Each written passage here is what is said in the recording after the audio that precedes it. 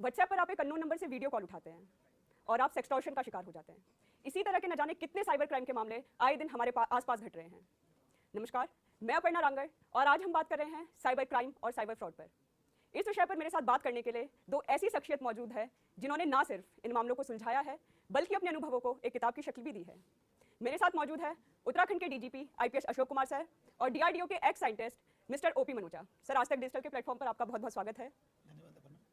मैं अपने दर्शकों को बता दूं कि आप ऑथर और आप को ऑथर, आपकी किताब आई है Cyber Encounters Cops Adventure with Online criminals.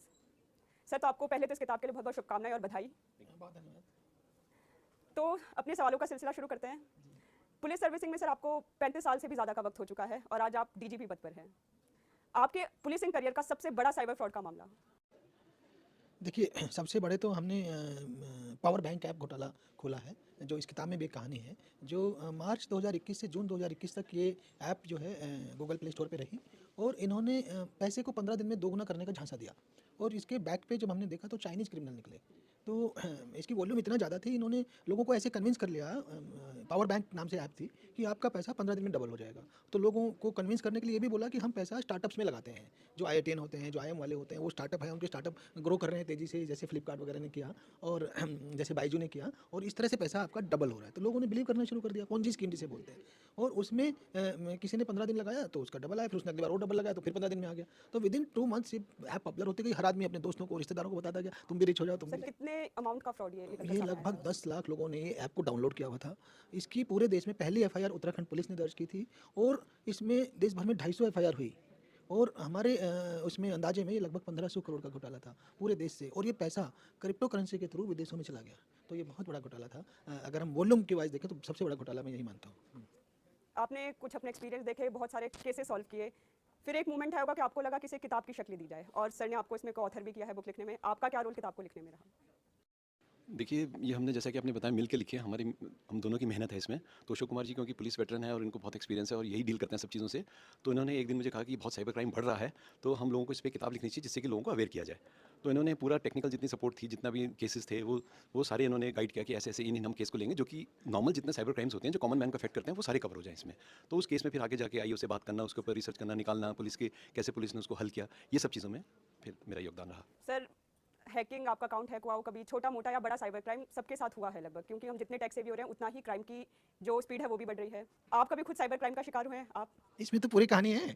मतलब मेरे फोटो लेकर के मेरा फेसबुक का फर्जी प्रोफाइल बना दिया, फेक आईडी। प्रदेश के नंबर 1 पुलिस ऑफिसर का फर्जी अकाउंट बना है, तो आप खुद उसका शिकार हैं। तो हमने कहा कि देखिए इनकी हिम्मत देखिए, ये भी एक वो है ना, किताब लिखने के पीछे जो मोटिव है वो ये भी है कि कैसे इस चैलेंज से पार पाया जाए। ये लोग कितनी हिम्मत बढ़ गई, इतनी कहीं हज़ारों मील दूर बैठे हैं, जमतारा में, मेवात में, कोई अफ्रीका में, कि वो यहाँ तक डेयर कर रहे हैं कि प्रदेश पुलिस प्रमुख का भी जो है फेक आईडी बना दे रहे हैं। तो साइबर क्राइम तो मुझे लगता है देश के हर आदमी को किसी न किसी रूप में फेस करना ही पड़ ही रहा है। जी। सर, आपके साथ कोई पर्सनल ऐसा वाकया हुआ बिल्कुल, हो? जैसे कि अशोक जी ने कहा, कोई भी इसे अछूता नहीं है। हर एक इंसान को किसी न किसी रूप में साइबर क्रिमिनल्स ने ठगाया। तो जैसे मेरे साथ एक ओलेक्स का फ्रॉड हो गया था।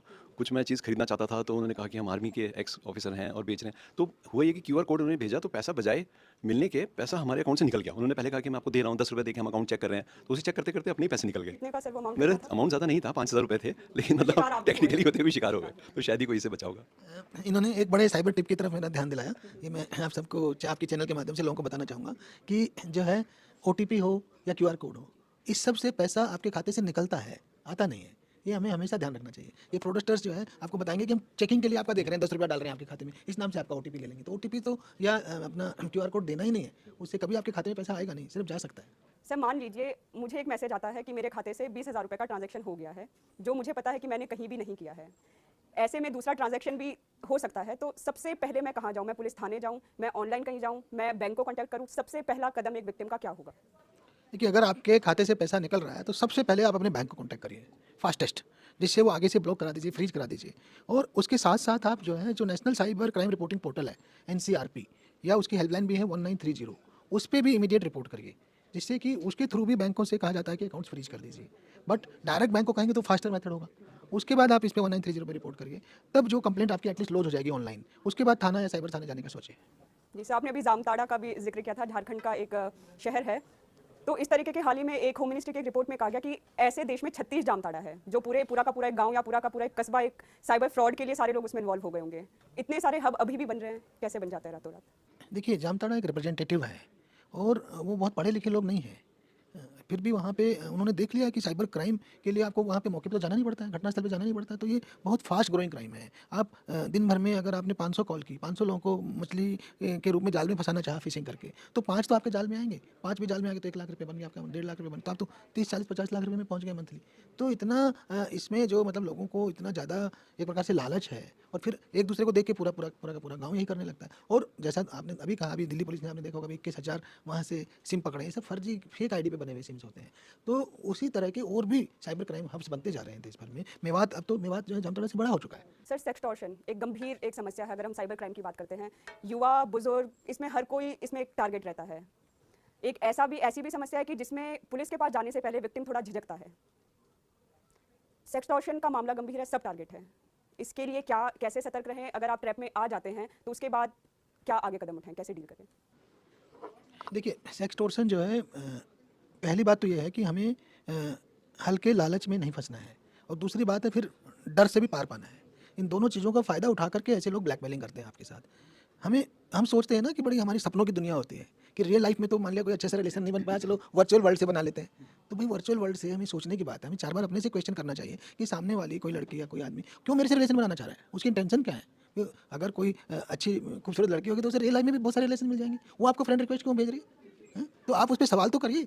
फिर आप अलर्ट रहिए कि उसकी फेसबुक में कितने कितने सालों से उसकी प्रोफाइल बनी है, कितनी पोस्टें डली हैं, कितने उसके फ्रेंड हैं। ये सब फेक प्रोफाइल होते हैं, ये महीना 2 महीने में गायब हो जाते हैं। इनकी फ्रेंड संख्या बहुत लिमिटेड होती है, और इनके पोस्ट की संख्या और भी ज़्यादा लिमिटेड होती है। तो हमें इन चीज़ों से अलर्ट होना है कि हमें आसानी से इस तरह से इनके जाल में नहीं फंसना है। दूसरा पॉइंट ये है कि अननोन वीडियो कॉल, वो लेटेस्ट बना लिया इन्होंने।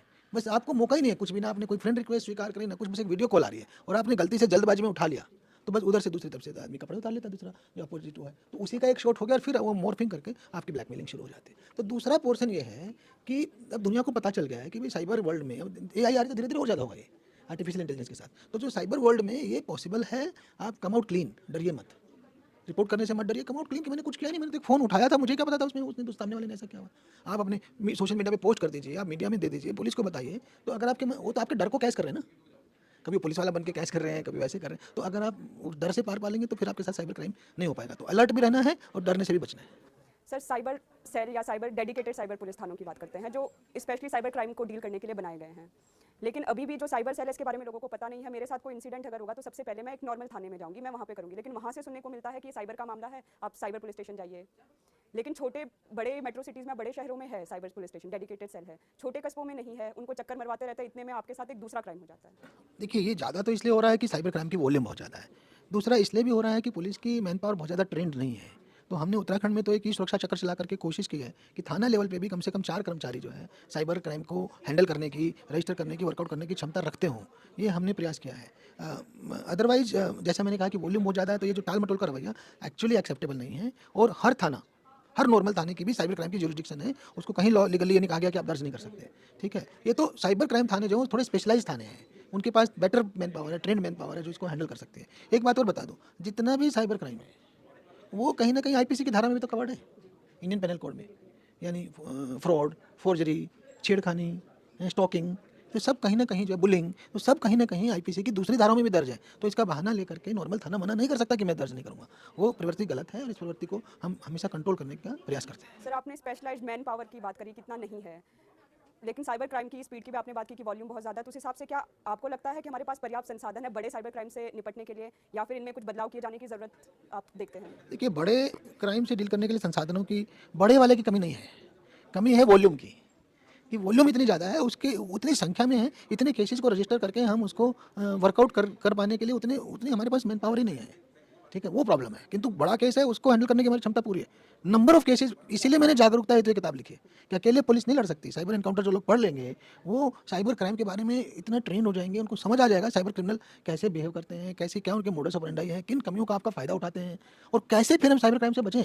सर, लेकिन ये भी तो है कि आप एक तरीके का नया साइबर फ्रॉड आता है, आप उसको सुलझाते हैं, लेकिन जो साइबर क्रिमिनल है वो भी कहीं ना कहीं 2 कदम आगे हैं कि हम कुछ दिनों बाद सुनते हैं कि एक नई किस्म का साइबर फ्रॉड निकल कर आया है, तो 2 कदम क्रिमिनल भी कहीं ना कहीं पुलिस से आगे रहते हैं। देखिए, बिल्कुल सही बात है, किंतु जागरूकता तो एक बेसिक हमें नेचर में डालनी है। हैं, और वो तो लगातार हम लोग कंटिन्यूस भी जागरूकता फैलाते रहते हैं। नए नए जो मोडस ऑपरेंडी आते हैं उनसे पब्लिक को अवेयर करते रहते हैं। अभी आया था कि आपकी बिजली काट दी जाएगी रात तक, अगर आप ये वो नहीं करते हैं तो इस पर क्लिक करिए, नहीं तो आपके, है ना। तो ये जो इतने सारे नए नए हथकंडे हैं वो तो बात है ही, उसके लिए हम लोगों को साइबर क्राइम के प्रति अवेयर कर रहे हैं। बट जो मैं बेसिक टिप देना चाह रहा हूँ, कुछ भी हो रहा है साइबर की दुनिया में, आपसे मांगा जा रहा है, बोला जा रहा है, फ़ोन किया जा रहा है, किसी लिंक पे ले जाया जा रहा है, आप उससे मानने से पहले कुछ समय अपने को दीजिए, 5 सेकंड 10 सेकंड। हाँ, हम लोग क्या है, इतने बिजी हैं अपनी लाइफ में, इतना फास्ट चल रहे हैं, हमने उसने कुछ पॉपअप आया और हमने उसको पढ़ा भी नहीं, ओके कर दिया, क्योंकि मुझे जल्दी है, मैं अगला देखना चाहता हूँ। अरे भाई ओके क्यों कर रहे हो? क्या पता आपका पूरे मोबाइल को उसने हैक कर लिया हो, क्लोनिंग कर लिया हो, आपकी सारी बात, सारी चैट, सारे फोटो वीडियो उसके मोबाइल में चले जाएंगे। तो हम इजीली, हमें 4 सवाल लगा करके ही चीज़ों को एक्सेप्ट करना है इंटरनेट की दुनिया में। सर, साइबर अवेयरनेस की आप बात कर रहे थे कि आपकी तरफ से लगातार, सरकार की तरफ से भी लगातार किया जाता है। हम देखते हैं साइबर अवेयरनेस को लेके पोस्टर्स है, होर्डिंग्स है, फ़ोन पर मैसेजेस आते हैं, आप लोगों के जो अपने पेज है, पोर्टल है, उन पे भी लगातार अवेयरनेस के हम चीज़ें देखते हैं। छोटे गांव हैं, शहर है, छोटे कस्बे हैं, हर एक इंसान के पास, हर एक इंसान के हाथ में फ़ोन है, लेकिन अवेयरनेस को लेके उसे नहीं पता कि पुलिस के इस पेज पर अपडेट्स आते हैं जहाँ पे आपको क्या करना, क्या नहीं करना है। तो रूट लेवल पर अवेयरनेस के लिए कैसे हम अलग कैंपेन चला रहे हैं? देखिए, उत्तराखंड पुलिस की बात करें तो हमने स्कूल्स में जाके, कॉलेजेस में जाके, यूनिवर्सिटीज़ में जा करके साइबर क्राइम के प्रति अवेयरनेस के सेशंस लिए हैं, और लगातार अपने पेजेज पे हम अपडेट करते रहते हैं। ये किताब भी उसी दिशा में एक कदम है। परंतु ऑफ कोर्स जागरूकता की कोई लिमिट तो है नहीं, ये कंटिन्यूअस एफर्ट है हमारा, और वो बहुत ज़रूरी है। जैसा मैंने कहा, हम हर चीज़ पे सवाल लगाना ज़रूरी है कि ये मुझे फ्रेंड रिक्वेस्ट क्यों भेजी, हैं? या मुझसे OLX में ये एक सस्ता सामान क्यों बेच रहा है, हैं? आर्मी वाला है, मान लिया रुड़की से अरुणाचल ट्रांसफ़र हो गया, हैं? तो 10 लोग मिल जाएंगे, 1/10 पे क्यों बेच रहा है? तो हमें 10 सवाल पूछे ना अपने से। अचानक हम लालच में आ जाते हैं, और अचानक फिर ब्लैकमेलिंग का शिकार भी होने लगते हैं। तो हमें खुद में एक बचने की टेंडेंसी भी डालनी है अपने अंदर। हाँ। सर, आपकी किताब में ही एक चैप्टर है चक्रव्यूह। चक्रव्यूह चैप्टर में बताया गया है कि जो चारधाम यात्रा है उसके लिए पूरे देश भर से लोग आते हैं, साउथ से भी आ रहे हैं, गुजरात से आ रहे हैं, पूरे देश से लोग आ रहे हैं। तो केदारनाथ जाने के लिए उन्हें हेली सर्विस बुक करनी है। हेली सर्विस बुक करने के लिए किसी वेबसाइट पर जाते हैं, वहाँ से लाखों का उनके साथ फ्रॉड हो जाता है, उनसे पैसा ले लिया जाता है। पुराने केसेस बहुत आए हैं और अभी भी 2-4 दिन में यात्रा शुरू होने वाली है। इस बार क्या कुछ तैयारियाँ की गई है? कहाँ रजिस्ट्रेशन करें, कैसे बुक करें? देखिए, ये इस बार राज्य सरकार द्वारा IRCTC जो रेलवे की बुकिंग साइट है उसको अधिकृत कर दिया गया है कि आप IRCTC ही ऑथराइज्ड, केदारनाथ की ऑथराइज्ड हेली बुकिंग सेवा है, सब लोग वहीं पे रजिस्टर करें, उसके अलावा किसी और वेबसाइट पर न जाएं। तो हम इसके प्रति लोगों को अवेयर कर रहे हैं। कुछ फेक वेबसाइट्स बन गई थी, उनको हमने डिलीट भी करवाया है, FIR भी करने की भी तैयारी कर रहे हैं, लोगों को बार बार अवेयर भी कर रहे हैं। हमने अपने सोशल मीडिया पेजेस पे बोला है, मैंने इंटरव्यूज़ दिए हैं कि भाई आप सिर्फ IRCTC से बुकिंग करें और ऐसे लोगों के जाल में ना आए। सर, साइबर क्राइम में मामला सुलझा लिया, अब सज़ा की बात करते हैं। सबसे अधिकतम सज़ा साइबर फ्रॉड को लेकर क्या है? या फिर सज़ा दिलाने में, या फिर क्राइम कर लेते हैं, पकड़ लिया, लेकिन सज़ा इतनी ज़्यादा नहीं है, उनमें क्या कुछ बदलाव करने की ज़रूरत है? देखिए, जो IT एक्ट है, हाँ, उसमें तो सज़ा बहुत ज़्यादा नहीं है। तो IT एक्ट में लगभग सभी में 3 साल के करीब मोटा-मोटा सज़ा है। तो उसमें तो परंतु मैं सोचता हूँ कि जितना क्राइम है, हर एक क्राइम IPC में भी कवर्ड है कहीं न कहीं। फ्रॉड में, फोर्जरी में, स्टॉकिंग में। तो ये जो IPC के सेक्शंस हैं, ये काफ़ी 5 साल 7 साल वाले हैं, कोई 10 साल तक का भी है। तो है इसमें, IT एक्ट में भी एक दो धाराएँ हैं, बट वो बहुत रेयर हैं। जो कॉमन फ्रॉड्स हैं उसमें ज़्यादा बड़ी सज़ा नहीं है। यद्यपि इसमें और सरकारें सोच रही हैं कि इसको और कैसे इसको और ज़्यादा स्ट्रिक्ट बनाया जाए। जी। सर, किताब पर आते हैं, इसमें 12 चैप्टर्स है, और इसके जो रियल लाइफ ये कैरेक्टर्स हैं सारे किताब में जो लिखे गए हैं, अगर हैं तो क्या आपने उनसे बात की है किताब लिखते टाइम? दोबारा उनसे रिकॉल किया गया वो मोमेंट क्या था, कैसे हुआ था फ्रॉड? देखिए, जब ये किताब लिखेगी तो ये सच्ची कहानियों पे बेस्ड है किताब। हमने इसमें यही कहते हैं कि सच्ची कहानियों पे बेस्ड है। लेकिन इसमें क्या है कि हम लोग विक्टिम से इसलिए नहीं मिले कि विक्टिम पहले ही पीड़ित था, पहले ही बेचारा अपनी अपनी दुख में था, तो और जाके उसके ज़ख्म को खरीदने का कोई ज़्यादा मीनिंग नहीं था। लेकिन हमने बाकी जो हमारे इन्वेस्टिगेटिंग ऑफिसर्स हैं, या फिर उन्होंने जो भी मतलब जो उन्होंने कुछ तहकीकात करके उन्होंने जो इन्फॉर्मेशन निकाली थी, उसी को हमने इन कहानियों में पिरोने की कोशिश की है। और इसमें हर एक कहानी के अंदर हमने लेसन्स डाले हैं। हमने किसी न किसी रूप में ये बताने की कोशिश की है कि क्या करने से वो विक्टिम फंसा था, क्योंकि इन्वेस्टिगेटिंग ऑफिसर को मालूम है कि वो कैसे ट्रैप हुआ था। तो ये चीज़ें बीच में इंटरलीव की गई हैं, हर एक स्टोरी में डाली गई हैं, और स्टोरी के एंड में तो साइबर टिप्स हैं ही हैं इसमें, जिसको पढ़ के कि बहुत लोगों को अपने आप को अवेयर रखेंगे और उनसे बच सकते हैं। ये बड़ी थ्रिलर भी है ये किताब। सिंपली साइबर कहानियाँ, मतलब रियल लाइफ स्टोरीज तो हैं ही हैं, based on real life stories. हमने नाम ओरिजिनल नहीं रखे, नाम बदल दिए हैं जिससे किसी को वो ना लगे। बट कहीं ये इसको बहुत थ्रिलिंग भी है कि क्राइम हुआ कैसे और वर्कआउट कैसे हुआ, और पुलिस कैसे पकड़ पाई। अफ्रीका, नाइजीरिया का क्रिमिनल है, कैमरून का क्रिमिनल है, कोई उड़ीसा से है, कोई अरुणाचल प्रदेश से है, कोई जामताड़ा से है, मेवात से है। तो वो एक प्रकार से काफ़ी इसमें थ्रिल भी है इस किताब में। जब पाठक पढ़ेंगे तब उन्हें समझ आएगा। सर, NCRB रिपोर्ट की बात करते हैं, 2021 की रिपोर्ट के मुताबिक, फिर हम 20 की देखें, 19 का डेटा देखें, ये जो आंकड़ा है साइबर क्राइम का, उसके प्रतिशत में इजाफा ही हुआ, वो कम नहीं हुआ है। फिर आपके उत्तराखंड की बात करें, नेशनल लेवल की बात करें? ये तो हम पहले ही कह चुके हैं कि ये आज की तारीख में पुलिस के लिए सबसे बड़ा चैलेंज है और एवर ग्रोइंग है, क्योंकि लोगों के लिए साइबर क्राइम कमिट करना बहुत आसान है। जब आप एक फिजिकल क्राइम करते थे तो आप 10 रिस्क उठाते हो, आपको चोरी करनी है, लूट करनी है, डकैती करनी है, मर्डर करना है, किडनैपिंग करना है, तो आप कहीं जाएंगे हैं, रात में चोरी करेंगे, छुपे छुपे घर में जाएंगे, कोई देख लेगा, पकड़ लेगा, पकड़ के पिटाई करेगा, मार भी सकता है। इसी तरह से यही लूट के साथ दूसरा आदमी आप ही का वेपन छीन के आपको मार सकता है।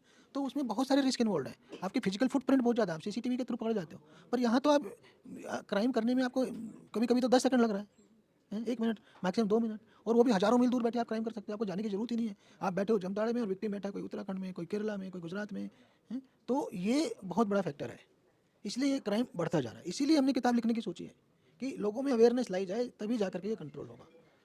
सर आखिरी में आपकी तरफ से मैं जानना चाहूँगी, साइबर टिप्स क्या देंगे आप, जो इस किताब में भी आपने जिनका जिक्र किया, उसके अलावा और भी क्या कुछ 3 बड़े टिप्स? देखिए, इसमें हर स्टोरी के अंदर जैसे मैंने बताया कोई ना कोई सीख दी गई है, लेकिन जो मैं समझता हूँ कि क्यों हम विक्टिम बनते हैं, 3 कारण से बनते हैं। एक होती है हमारी ग्रीड, कि हम चाहते हैं कि हमें कम समय में ज़्यादा पैसे मिल जाए, हमारे पैसे डबल हो जाएँ, या मेरे पास अगर कुछ धन है तो और प्राप्त हो जाए मुझे। दूसरा होता है फ़ियर, जो कि जो फ्रॉडस्टर्स हैं ये क्या करते हैं कि विक्टिम को कहते हैं कि आप अभी अपना KYC अपडेट कराइए 1 मिनट के अंदर, नहीं तो आपका कार्ड ब्लॉक हो जाएगा, आपका अकाउंट ब्लॉक हो जाएगा, पैसे नहीं निकाल पाएंगे। तो फ़ियर होता है दूसरी चीज़। तीसरी चीज़ होती है क्यूरियोसिटी। क्यूरियोसिटी में क्या होता है, जैसे आजकल इतनी सोशल मीडिया पे एड्स आ रही हैं, ऐसी कुछ अनोखी चीज़ें आती हैं जिनको हम क्लिक करके देखते हैं कि यार ये क्या है। कभी हमसे अनजाने में भी हो जाता है। जैसे आपने सेक्सटॉर्शन की बात की थी, तो हमने इसमें एक स्टोरी में डाला हुआ है कि सेक्सटॉर्शन में कैसे वो इंसान फंसता है, क्यों वो होता है। तो कभी कभी क्या होता है कि हम क्यूरियोसिटी के कारण कोई चीज़ क्लिक कर देते हैं और हम उसी के जाल में फिर फंसते चले जाते हैं। तो इन चीज़ों से हमें मेन बचना चाहिए। और टिप्स में यह है कि पहले तो हम अपने ह्यूमन नेचर, जो हमारी साइकोलॉजी है, उसको हम चेंज करें कि हमें ग्रीड नहीं करना, फियर नहीं करना, और हमें क्यूरियोसिटी नहीं करनी ज़्यादा।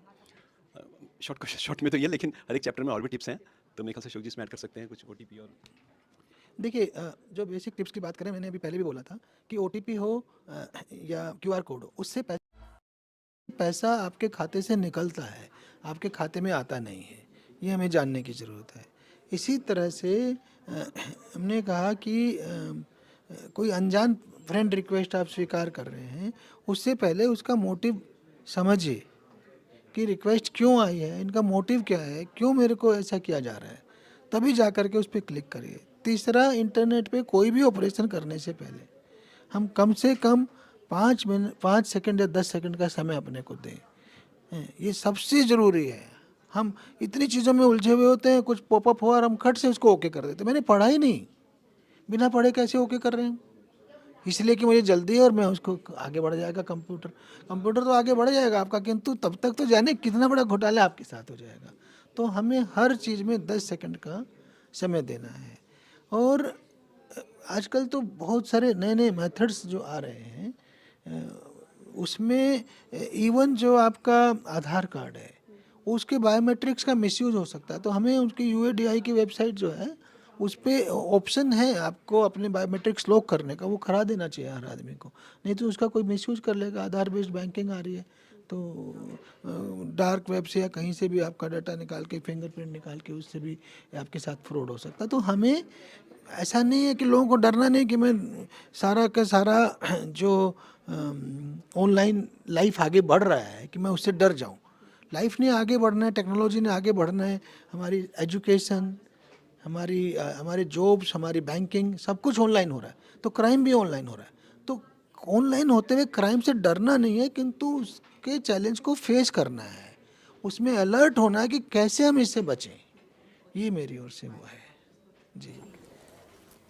तो ये थे हमारे साथ उत्तराखंड के DGP अशोक कुमार और DRDO के पूर्व साइंटिस्ट OP मनोचा। सर हमारे साथ जुड़ने के लिए बहुत बहुत धन्यवाद। हमें उम्मीद है कि हमारे दर्शकों को साइबर क्राइम से और फ्रॉड से कैसे बचे, कैसे सावधान रहे, कैसे सतर्क रहे, कोई ना कोई साइबर टिप ज़रूर मिली होगी। धन्यवाद।